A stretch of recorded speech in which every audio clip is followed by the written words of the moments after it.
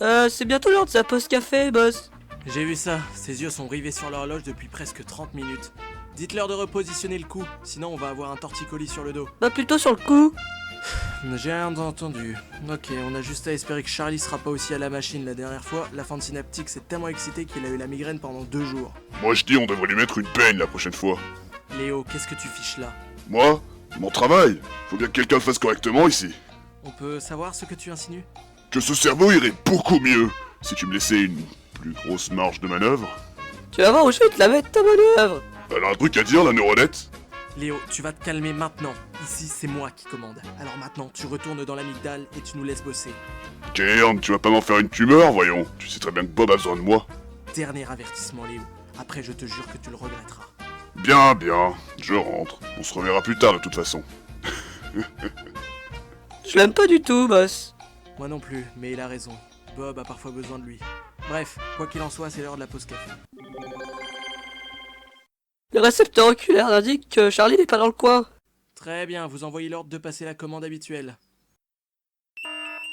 Les récepteurs nerveux de la main sont en train de griller. Le café est trop chaud. On fait quoi, boss? Je sais pas moi, lâchez tout! Envoyez l'endorphine et notez ça dans la mémoire comme brûlure au premier degré. On régule ça et en fin de journée, il devrait plus rien sentir.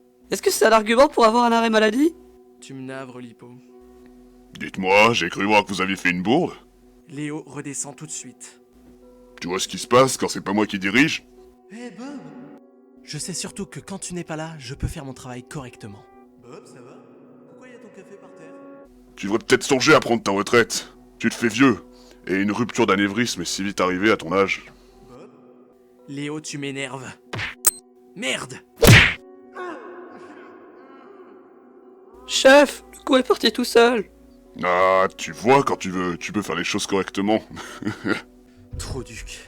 Bon, faut faire quelque chose pour Charlie. Boss, on reçoit une communication. Ok, accepté. On peut savoir ce qui vous a pris, bande de dégénérés consanguins? Erreur de manipulation. Erreur de manipulation? Je vais vous en foutre, moi, des erreurs de manipulation! Bon, retournez au bureau l'air de rien. Je pense qu'on peut tenir un peu plus longtemps sans caféine.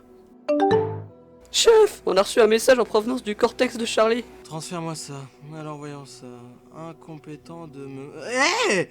Bon, ignorez-les et stimulez l'amygdale en la présence de ce type. Il est désormais classé négatif. Bien reçu, boss. Où est Léo? Il est reparti, chef. Il prépare un truc. J'en suis sûr.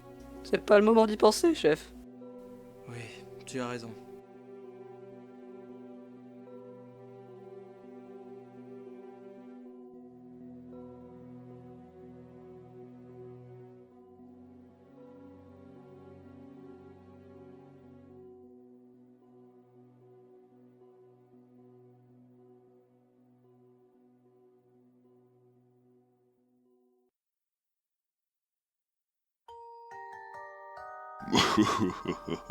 Tu céderas bien avant moi, Guirn.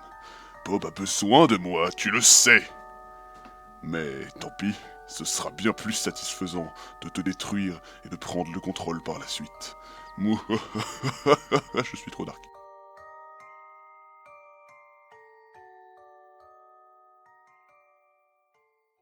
Coucou, c'est Léo. Oui, je viens de sortir du cerveau de Bob. Je vous dire pas par quel trou d'ailleurs. Bref, on s'en fout. Donc voilà, c'est la fin du 2e épisode de Brainstorming. Donc si vous avez bien apprécié cet épisode, n'hésitez pas. Surtout n'hésitez pas, même faites-le d'ailleurs, faites-le. C'est une obligation. Faites-le, mettez un putain de pouce vert. D'ailleurs, si vous le faites pas, je viendrai chez vous. Vous tapez dessus. Bande de fils d'occiputes. Bref. Donc partagez également cet épisode s'il vous a plu. Faites tourner à vos amis.